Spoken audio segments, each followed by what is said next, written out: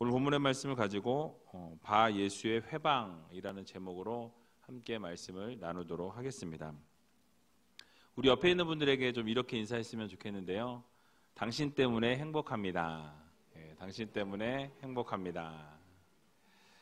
여러분 정말로 이 설 명절에 나오기 힘든 날에 이렇게 나오셔서 하나님의 은혜를 구하는 여러분들에게 분명히 하나님께서 놀라운 은혜를 부어 주실 줄로 믿습니다. 다른 때 나온 분들도 대단하지만 오늘처럼 이렇게 수요 예배, 특별히 설 명절 쉬는 주간에 나오신 거는 정말 하나님을 사랑하는 분들이라는 이 표딱지를 달고 나오신 거예요. 그래서 얼마나 감사한지 아마 하나님께서도 엄청 기뻐하시지 않겠나. 그래서 옆에 있는 분들에게 다시 한번 잘 오셨습니다 이렇게 인사했으면 좋겠습니다. 잘 오셨습니다. 예.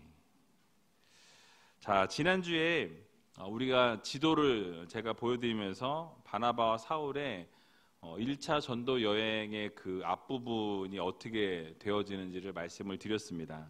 그래서 안디옥 교회에서 이 바나바와 사울이 세움을 받고 이제 파송을 받게 되죠. 파송을 받고서 어디로 처음에 내려갔습니까? 실루기아라는 곳에 첫 발을 내딛게 됐습니다. 거기서 실루기아에서 이제 배를 타고 구브로로 넘어갔죠. 그래서 구브로에 넘어가서 이 구브로 섬의 이 동쪽 지역에 먼저 들어가게 됩니다. 거기가 바로 살라미라는 곳이라고 말씀을 드렸고요. 그 살라미라는 곳의 동쪽 지역에 들어가서 이제 그 섬이 이렇게 있으면 섬 아래쪽 중간을 이렇게 통과해서 이 서쪽 지역 맨 끝에 이 바보, 이건 정확하게 기억이 나실 거예요. 그죠? 절대로 까먹을 수 없는, 그래서 여러분 자주 사용하는 단어인 바보, 에이 바보 같으니라고. 이 바보라는 이 항구에 이 서쪽 지역 끝으로 거기 가서 복음을 증거하게 됩니다. 근데 별다른 어떤 그 선교하는 동안에 별다른 이야기가 없어요. 지난번에 말씀드린 것처럼 별다른 이야기가 없다는 것은 아무것도 하지 않은 것이 아니라 복음을 증거했는데 그 복음을 받아들인 사람이 없었다, 열매를 맺은 게 없었다라고 우리가 추정할 수 있다라고 말씀을 드렸죠. 근데 이제 오늘 본문에 나오는 사람이 이 복음을 증거하는데 회방했던 사람의 이름이 나오고 있습니다. 바 예수라는 사람인데요. 그래서 이 바 예수라는 사람이 유대인이요 또 거짓 선지자이면서 박수라고 이야기합니다. 박수는 이렇게 박수를 막 하는 이 박수가 아니고 무당을 말해요. 무당. 그래서 점치고 이렇게 뭐 강령술 같은 거 이렇게 해서 사람 죽은 영혼을 불러내가지고 막 거기서 통해서 뭐 꾀를 이렇게 점괘를 쳐가지고 막 맞추고 뭐 이제 이런 사람이라고 생각하시면 되겠어요. 그러니까 오늘날에 말하면 이렇게 해가지고 막 짤랑짤랑하고 이런 무당 정도로 생각하시면 될 것 같습니다. 이 바 예수라고 이야기하는데요. 이 바라는 그 단어의 뜻은 아들이라는 뜻이에요. 그러니까 예수의 아들 이렇게 생각할 수 있거든요. 예수의 아들이면은 야 이거 대단한 거 아닌가? 여기 여호수아의 아들로 생각하시면 돼요. 그래서 이 당시에 예수가 곧 구약의 여호수아였거든요. 그래서 여호수아의 아들 또는 구원의 아들이라는 사람이 지금 어떤 사람이라고요? 박수라고 무당이었다라는 거죠. 그 이름대로 살지 못하고 어떻게 보면 이 유대인들은 가나안 정복 전쟁에서 영웅이었던 이 여호수아라는 그 이름을 상당히 좋아했습니다. 그래서 이 자녀를 낳았을 때 바 예수라는 사람을 낳았을 때 부모님은 아마도 제 생각에는 뭐예요? 여호수아의 아들처럼 그렇게 용맹하게 살았으면 좋겠다라는 마음으로 이름을 붙여줬을지도 모르겠어요. 정통 유대인이었는데요. 그 뒤에 설명하는 걸 보게 되면 거짓 선지자 박수였다라고 이렇게 말씀하고 있습니다. 여기서 박수는 아까 말씀드린 것처럼 마술사를 이야기하는데요. 근데 그 마술사인 박수가 누구의 곁에 있었다고 말씀하죠?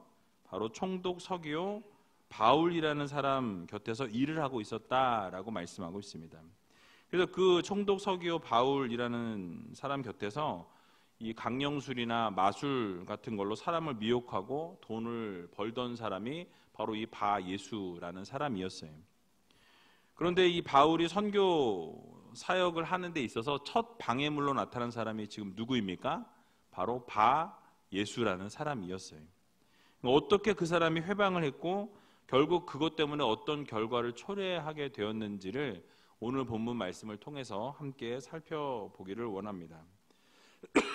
오늘 본문 7절을 보게 되니까 이렇게 말씀을 시작하죠. 같이 한번 7절 읽어보겠습니다. 그가 총독 서기오 바울과 함께 있으니 서기오 바울은 지혜 있는 사람이라 바나바와 사울을 불러 하나님 말씀을 듣고자 하더라. 아멘. 자, 여기에 바보의 총독 서기오 바울은 이라고 말씀하죠. 그러니까 이 바보라는 이 아까 그 구브로 섬에 이 로마에서 총독을 파송합니다. 그때가 로마 클라우디우스 황제 때에 파송된 사람인데요. 이 사람은 이 로마 원로원 의원의 선거권도 가지고 있었던 아주 지혜로운 사람이었다고 그럽니다. 명망 있는 인물이었어요. 그런데 이 서기오 바울을 오늘 성경에서도 뭐라고 표현합니까? 지혜 있는 사람이라고 표현하죠. 지혜 있는 사람. 즉, 이 지혜 있는 사람이라는 단어를 풀어서 좀 설명을 드리면 사려가 깊고 현명하고 또한 신중하고 총명한 사람이다라는 단어와 맞바꿀 수가 있습니다. 그래서 이 총독 서기오 바울이라는 사람이 상당히 현명하고 똑똑하고 신중하고 아주 지혜로운 그런 사람이었다라는 것이죠. 그래서 이런 표현을 미루어 볼 때 서기오 바울은 이 지적으로 뛰어났을 뿐만 아니라 생각이 깊고 또 사리 분별력도 뛰어난 사람이었을 것이다 라고 우리가 추정을 할 수가 있는 것입니다. 근데 그렇게 지혜로운 사람이 이 바나바와 사울을 불러서 하나님의 말씀을 듣기를 원했다라고 오늘 본문 말씀하죠. 그러니까 어떻게 보면 갈급한 마음을 가지고 있었던 것이라고 우리가 생각해 볼 수가 있습니다. 그러니까 하나님의 말씀을 듣기 위해서 바나바와 사울을 자신이 있는 곳으로 이렇게 불러들였다라는 것이죠. 이것이 반증하는 것이 무엇입니까? 바로 이 자신의 주변에서 볼 수 있는 어떤 종교적인 모습, 이 바 예수가 행하는 어떤 강령술이나 이 박수무당이 행하는 이런 어떤 그런 것에 염증을 아마 느끼지 않았을까라는 생각을 해봅니다. 그래서 로마에서부터 아주 이렇게 뛰어난 사람이었던 사람이 총독으로 여기에 오면서 곁에 있었던 사람이 누구예요? 이 바 예수라는 사람이 계속해서 뭐예요? 강령술이나 아니면 어떤 뭐 천체 흐름을 보면서 점괘를 친다든지 늘 이런 것들만 뭐 점성술이나 이런 것들만 늘 보게 되니까 이 지혜로운 사람이 그게 갈급했다라는 것입니다. 그래서 영혼의 빈자리를 채워줄 수 없는 그것을 깨닫게 되고 이제 복음을 듣기 위해서 바나바와 바울이 전하는 복음에 대한 이야기를 어떻게 들었는지 그들을 초대했다라는 거예요. 영적인 호기심이 생겨나게 되었다라는 것입니다. 그러니까 말씀의 갈급함이 생겨나게 되었다라는 말씀이에요. 하나님의 말씀을 향한 목마름이 생겼다라는 것입니다. 그래서 이제 바나바와 이 사울이 복음을 증거한다라는 이야기를 듣게 되고 결국 그들을 초대해서 말씀을 듣기를 원해서 하나님의 말씀을 듣기 위해 초청하게 되었습니다. 여러분, 하나님의 말씀은 어떻습니까? 성경에 보면 죽어가는 영혼을 소송케 한다라고 말씀하죠. 시편 19편 7절에서 8절에 보게 되면 여호와의 율법은, 여기서 율법은 하나님의 말씀입니다. 그래서 여호와의 율법은 완전하여 영혼을 소송케 하고 여호와의 증거는 확실하여 우둔한 자를 지혜롭게 하며 여호와의 교훈은 정직하여 마음을 기쁘게 하고 여호와의 계명은 순결하여 눈을 밝게 하도다라고 말씀합니다. 그러니까 하나님의 말씀은 완전하여서 우리의 영혼을 소성케 한다라는 거예요. 우리의 영혼을 회복시켜 준다라고 말씀하고 있습니다. 우둔한 자로부터 지혜롭게 하는 것이 무엇입니까? 하나님의 말씀이라는 거예요. 그래서 이 서기오 바울이라는 사람이 이 성경 말씀을 뭐 알고 있었는지 모르고 있었는지는 모르겠지만 어쨌든 자기가 그 하나님의 말씀, 복음을 듣기 위해서 듣기 위한 어떤 초대를 했다라는 것은 이 마음 가운데 영혼의 소생함, 영혼의 회복을 구하였다라는 거예요. 갈급함이 있었다라는 거죠. 그래서 말씀을 듣기 위해서 그들을 불렀다라는 것입니다. 그래서 하나님의 말씀은요, 우리의 영혼을 살리고 우리를 기쁘게 하고 지혜롭게 해줍니다. 이런 갈급함을 가지고 있었던 이 총독 서기오 바울이 이 바나바 사울을 불렀던 거예요. 자, 그런데 문제가 있었습니다. 어떤 문제가 있습니까? 바로 그의 곁에는 누가 항상 있어요? 이 마술사, 무당, 바예수라는 사람이 항상 있었다라는 거예요. 어떤 일을 저질렀습니까? 오늘 본문 8절을 보게 되니까 이렇게 말씀합니다. 우리 같이 한번 8절 읽어보겠습니다. 이 박수 엘루마는 이 이름을 번역하면 박수라. 저희를 대적하여 총독으로 믿지 못하게 힘쓰니. 자, 여기서 박수 엘루마는 앞에서 말한 그 바예수 동일한 사람을 이야기합니다. 그래서 아까 말한 것처럼 바예수는 예수의 아들, 여호수아의 아들 또는 구원의 아들이라는 뜻인데요. 그러니까 자신이 구원의 아들인 것처럼 행동한 거예요. 자신이 모든 걸 할 수 있는 것처럼, 자신이 뭘 이렇게 점을 치고 예언하고 말하면 다 자기의 말대로 되는 것처럼 사람들을 현혹하고 속이고 이런 모습으로 살아갔다라는 것입니다. 그러면서 바나바와 사울이 와서 예수 그리스도의 복음을 총독에게 이제 전해주면 그 말씀을 듣고 그가 말씀을 깨닫고 뭔가를 이제 움직이고자 하는 그 마음이 생길 때 그가 어떻게 하는 거예요?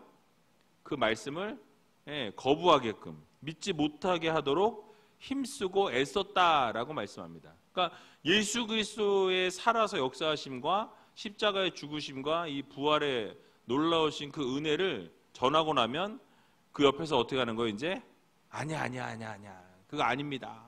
거짓말입니다. 옆에서 어떻게 해요? 사기치고 거짓말하고 계속해서 이 복음을 받아들이지 못하도록 옆에서 계속 힘쓰고 애썼다라고 성경은 말씀합니다.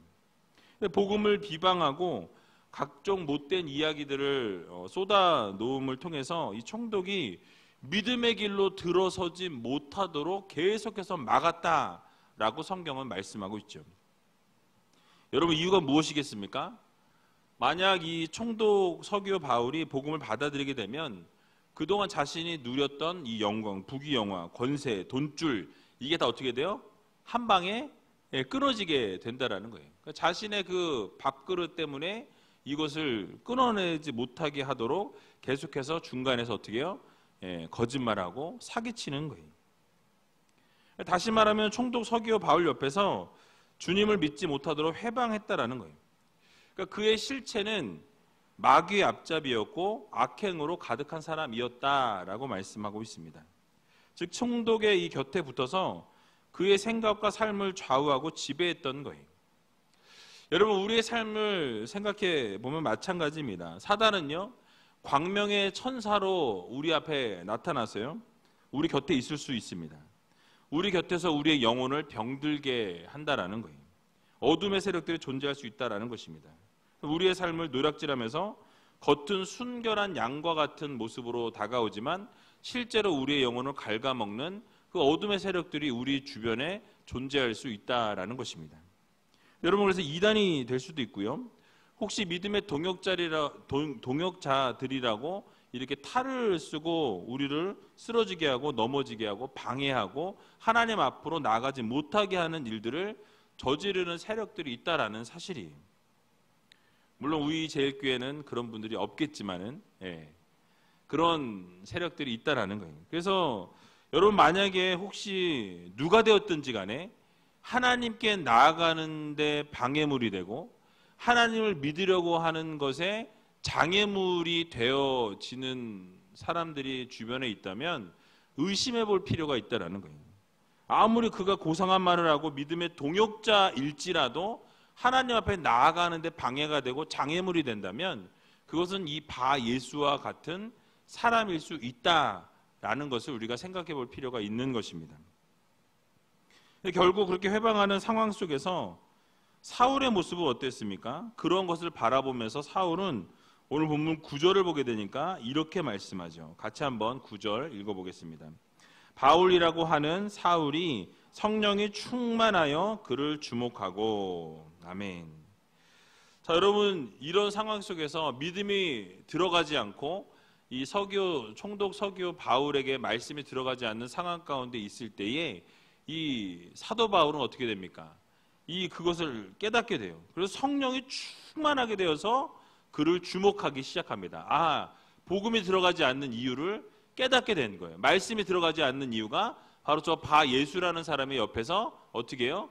이간질하고 거짓말하고 자꾸 속이니까 이 말씀이 들어갈 수가 없게 되는 거예요. 방해물이고 장애물이 된다라는 것을 깨닫게 되었다라는 것입니다. 사도행전을 기록한 누가는요, 근데 여기에서 지금 보면 바울이라고 하는 사울이라고 이렇게 표현하죠. 이제 이 시점부터 이 누가는요, 사울이라는 단어를 사용하지 않습니다. 여기서부터 이 사도 바울을 이제는 사울이라고 했던 것을 바울로 변경해서 호칭을 쓰고 있어요. 그러니까 바울이라는 뜻은 작은 자라는 로마식 이름인데요. 이 겸손한 모습을 부각시키기 위해서, 그리고 이제부터 그 겸손한 자로서의 삶을 살아가는 이 바울에 대해서 쓰기 위해서 이 누가는 그 의도적으로 그렇게 이제 바울이라는 이름을 사용하기 시작합니다. 근데 그런 바울이요, 성령이 충만하여서 바 예수를 주목했다라고 이렇게 말씀하고 있습니다. 그러니까 악령에 사로잡혀 있던 이 마술사 엘루마 바 예수를 제압해야 할 이 시점에서 성령께서 함께 하신 거예요. 성령께서 그를 붙잡으시고 성령이 충만하게 하셨다라고 말씀하죠. 그러니까 영력을 하나님이 더하셔서 그를 바라보게 하셨다라는 거예요. 그를 주목하게 하셨다라고 말씀합니다. 이 주목했다라는 것은요, 한 곳을 뚫어지게 응시하다라는 뜻입니다. 그러니까 즉 사도 바울이 바 예수를 뚫어지게 바라본 거예요. 막 이렇게 뭐 보시면 뭐 드라마 같은 거 보시면 뭐예요? 원수 만나면 어떡하죠? 눈이 막 째지도록 탁 이렇게 째려보듯이 아마 그렇게 바울이 째려보지 않았을까? 뚫어지게 바라본다라는 의미니까. 근데 그리고 나서 깨달은 것이 무엇입니까? 10절에 이렇게 깨닫죠. 가로되 모든 괴계와 악행이 가득한 자요, 마귀의 자식이요, 모든 의의 원수요, 주의 바른 이해를 굽게 하기를 그치지 아니하겠느냐라고 이렇게 말씀하는 것을 보게 됩니다. 그러니까 그동안도 무엇인가를 깨달았는지 그거는 알 수 없지만 이제 성령이 충만하게 될 때 그의 영적 상태를 이제 사도 바울이 깨닫게 됩니다. 그리고 그를 응시하면서 그에게 뭐라고 얘기하죠? 모든 괴계와 악행이 가득한 자고 마귀의 자식이고 모든 의의 원수고 주의 바른 길을 굽게 하는 자다라고 좋지 않은 말을 다 쏟아내는 것을 보게 됩니다. 그러니까 바 예수라는 사람 때문에 복음이 흘러가는 것을 막았다라는 이 사실을 사도 바울이 깨닫게 돼요. 그리고 확실하게 밝힙니다. 그래서 괴계라고 이렇게 모든 괴계와라는 단어를 쓰는데요. 이 단어는 미끼나 덫 또는 사기, 속임, 거짓말, 간사한 것 뭐 이런 단어로 쓰이는 단어입니다. 그래서 그런 속임수와 사기와 악행이 가득해서 결국 총독 서기오 바울을 비롯해서 그 구부로에 있는 많은 사람들을 현혹하고 거짓말했다라는 것을 사도 바울이 지금 지적하고 있다라는 것입니다. 사도 바울은 그를 뭐라고 얘기하죠? 마귀의 자식이요라고 이야기하죠. 그의 이름은 누구의 자식이었어요? 여호수아의 자식이었어요. 여호수아, 예수의 아들, 구원의 아들. 근데 지금 하는 짓은 누구의 자식? 마귀의 자식. 그러니까 이런 일을 하는 것을 보면서 그의 실제 삶은 마귀의 아들이었다라고 표현하고 있는 것을 볼 수가 있습니다.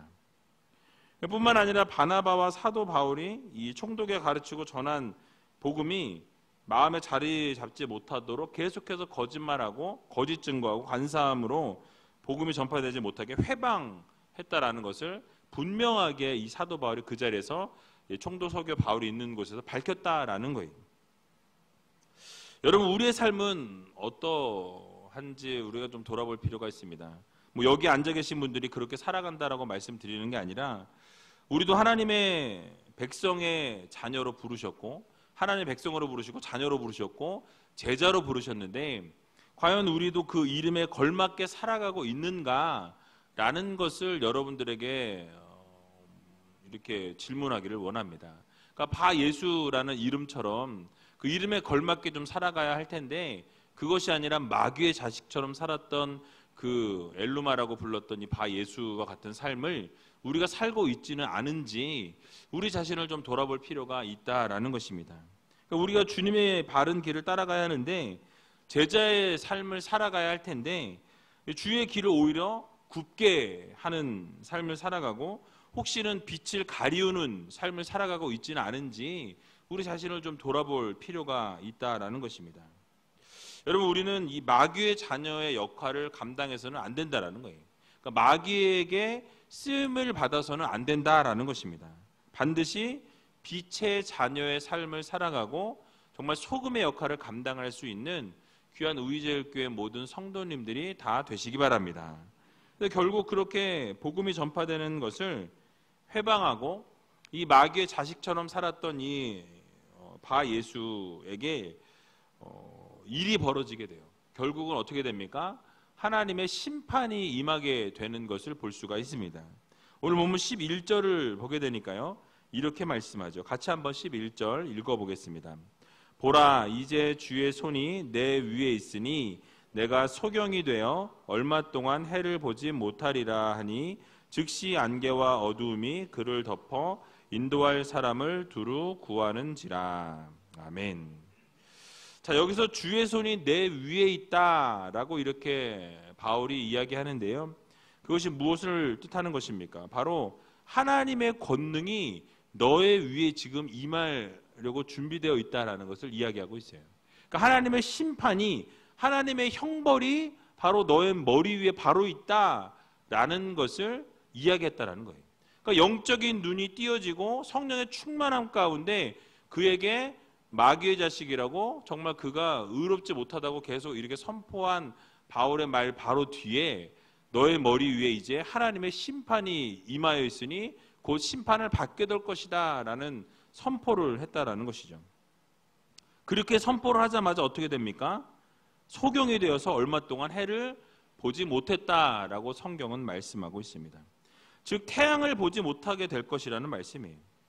여러분, 아까 말씀드린 것처럼 이 바 예수, 엘루마라는 사람은 마술사였습니다. 그의 마술은요, 태양을 또 이렇게 비롯한 천체를 관측하면서 어떤 이런 뭐라 그럴까요? 그 전체 우주의 움직임을 통해서 이렇게 미래를 보고 이렇게 하는 역할들을 했다고 합니다. 그래서 이런 것들을 뭘로 가능해요? 눈으로 그걸 봐야 가능하겠죠. 그런데 그 눈을 멀게 해버리셨다라는 거예요. 그러니까 동시에 빛을 보지 못하고요, 시력을 상실하게 될 것이다라는 말씀인 것입니다. 근데 그래도 감사한 건요, 거기에 단서가 붙어 있어요. 언제만큼? 예, 정확하게 모르지만 얼마 동안이라고 이야기하죠. 그러니까 한시적이라는 거죠. 제한적으로 얼마 동안만 그 눈을 소경으로 가리우시겠다라는 이 말씀인 것입니다. 그러니까 제한적인 심판이었어요. 그러니까 완전히 눈을 멀게 하시고 완전히 소경으로 만드실 수 있었음에도 불구하고 하나님께서는 여지를 두신 거예요. 완전한 소경으로 만들지 아니하시고 이 얼마 동안만 소경으로 살게 하셨다라는 말씀이죠. 여러분, 사울을 생각해 볼 수 있습니다. 이 사도 바울도 어땠죠?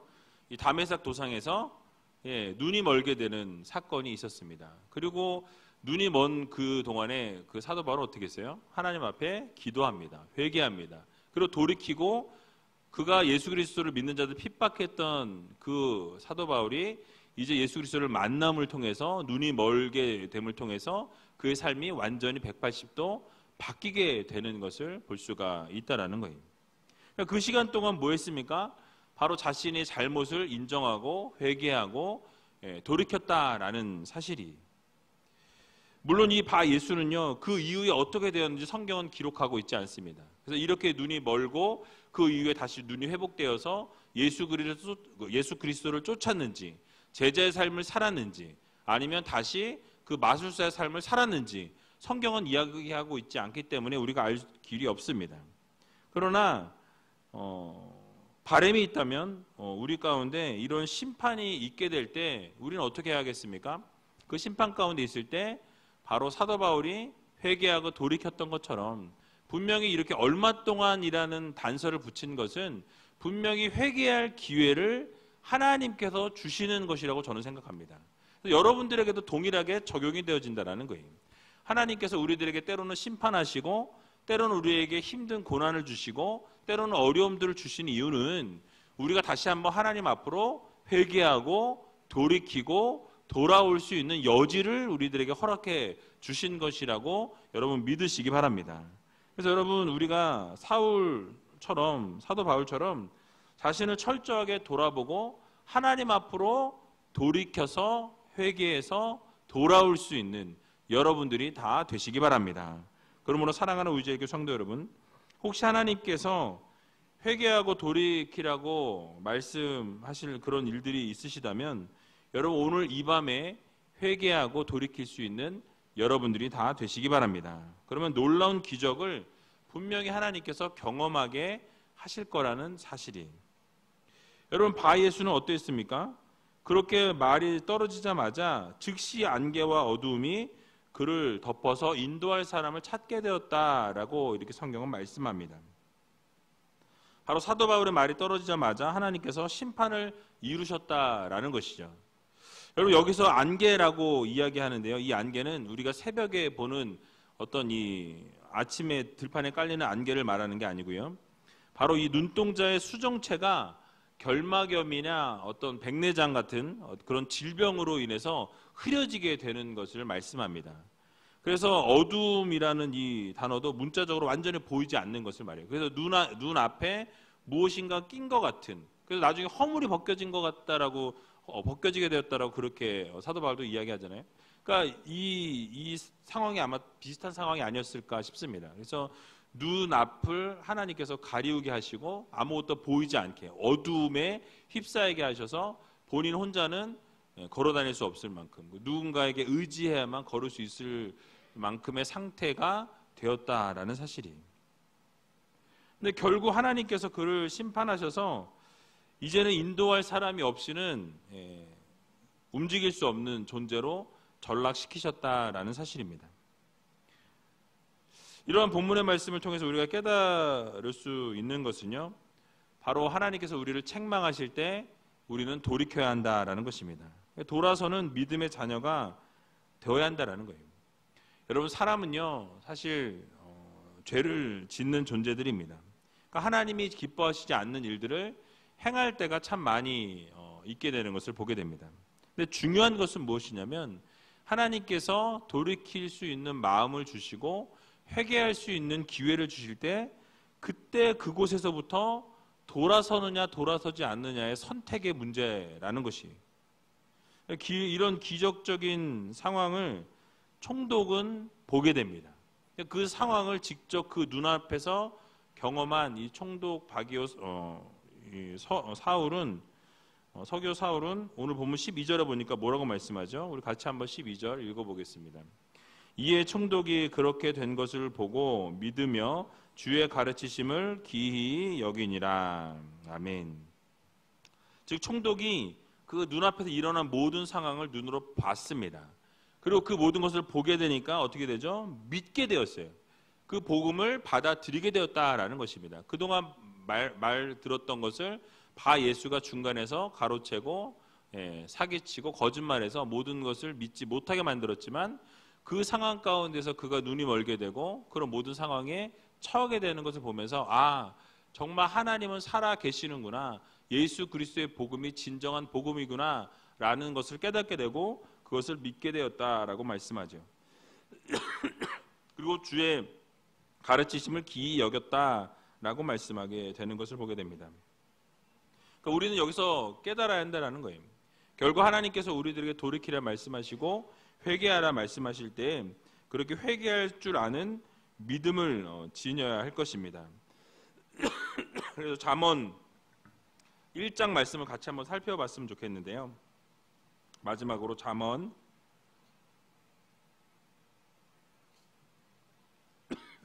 1장 말씀, 잠언 1장 23절에서 26절까지의 말씀 같이 합독하도록 하겠습니다. 잠언 1장 23절에서 26절 말씀 같이 한 목소리로 합독하도록 하겠습니다. 나의 책망을 듣고 돌이키라. 보라, 내가 나의 신을 너희에게 부어주며 나의 말을 너희에게 보이리라. 내가 부를지라도 너희가 듣기 싫어하였고 내가 손을 펼지라도 돌아보는 자가 없었고 도리어 나의 모든 교훈을 멸시하며 나의 책망을 받지 아니하였은즉 너희가 재앙을 만날 때에 내가 웃을 것이며 너희에게 두려움이 임할 때에 내가 비웃으리라. 아멘. 뭐라고 말씀합니까? 하나님께서 분명히 책망을 듣고 돌이키라 라고 말씀하시죠. 근데 그렇게 돌이키지 않게 되면 하나님께서 결국은 재앙을 만날 때 웃을 것이다, 비웃을 것이다 라고 이렇게 경고하고 있는 것을 보게 됩니다. 그러므로 오늘 이 밤에 하나님께서 돌이키라 말씀하시고 회개하라 말씀하실 때에 우리가 그 책망과 심판을 피할 수 있는, 그래서 하나님의 말씀대로 순종하여서 모든 재앙과 이 심판을 피할 수 있는 그런 지혜로운 성도님들이 다 되시기를 주님의 이름으로 간절히 축원을 드립니다.